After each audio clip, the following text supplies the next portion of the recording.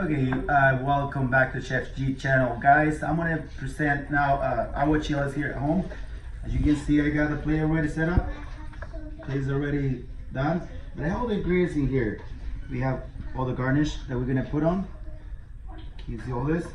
We have cucumbers, we have onions, we have avocado, tomato, onions, cilantro, and I have at this time we have some habaneros right there. If you like it so spicy, he's gonna put this as a garnish on top. Is this yours? Let's show you how to cut cucumbers so fast.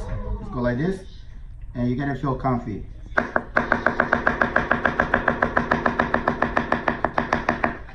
Also with the onions, you can get the onions and go slow, and you want a nice and beautiful cut. But you're just gonna go fast, you can do this.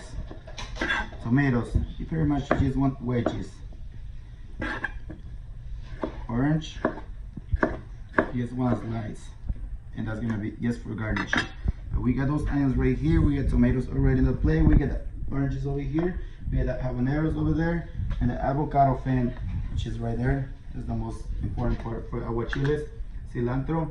And I have my aguachiles here already, ready made, ready to go. Let's make this plate. Looks beautiful.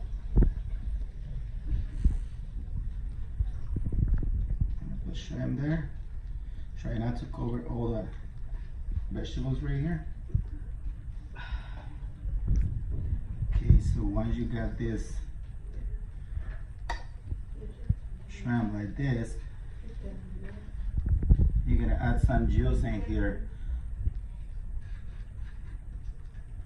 because this is the most delicious juice. You see that?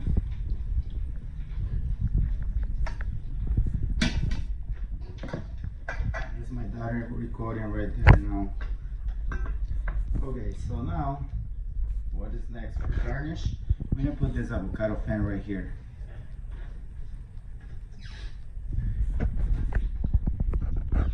Cilantro, I'm just gonna just mostly put them on top.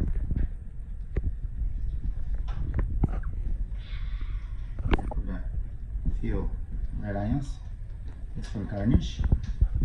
Like I mentioned earlier, those are the habaneros. If you want like extra spicy, you like aguachiles, taste like aguachiles, then put some garnish, habanero slice.